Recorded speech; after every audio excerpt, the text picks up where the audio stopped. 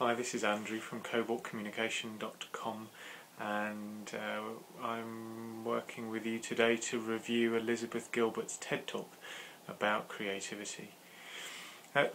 What I want to get you to look at in this presentation is the structure of the whole session.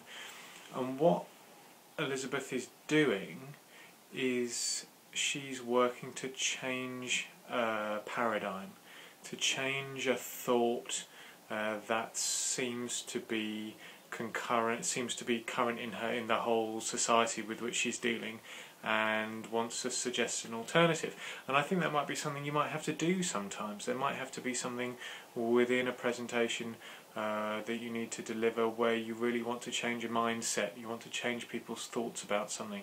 There's an accepted way that's been paramount for a long time, and now you think things should change back. So I think it's really important to look at her structure and the way that she does that. Now, she starts off dealing with the elephant in the room, the unspoken thing in the room, which is Elizabeth Gilbert wrote a really popular book called Eat, Pray, Love. And everyone's going, she's the Eat, Pray, Love woman. I mean, that's the reason she's got the talk. She's famous now. And so the big elephant in the room is she's just written this book, she's doing a talk about creativity. What are people thinking? They're thinking, is she ever going to produce anything ever again? And they're also just thinking about her as the author. So the first 2 or 3 minutes she spends talking about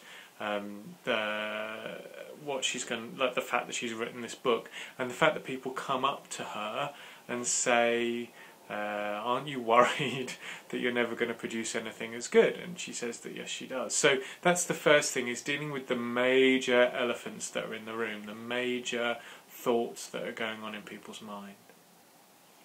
Then she moves on to begin to talk about the current mindset, which is that being an artist is a tortured life that causes pain, and she contrasts this nicely, and this is something you might want to think about, is finding a way of making the current situation ridiculous. I mean, she talks about her dad, who's a chemical engineer, and no one ever asked him about, aren't you scared to be a chemical engineer? Have you got chemical engineering block? And so you see that she takes the current situation, moves outside of it, looks at it from a different perspective and says, look, this is ridiculous. Then she gives example after example after example about how the current situation is causing bad consequences for people. And she gives example after example after example. So it starts off with dealing with the elephant, then moves on to go, this is the current mindset, these are the consequences it's causing. And then she says, this is my question. So she states her theme. She says, our question is, are we okay with this? Then she suggests an alternative. And she happens to do it by going back in history and pulling examples from the Greeks and the Romans and describing how the current mind shift came about in the Renaissance. And so she's drawing examples, and then she moves to make current examples of Ruth Stone, the poet, and Tom Waits, and people who are current. And so she's taken something from history and made it current. So she's again building up, and it's almost exactly halfway through as she begins to shift to go, this is the other possibility. And she builds up both the negative, more of the downsides of the current mindset, describes the possible change, and then describes the positive consequences of the change that she's suggesting.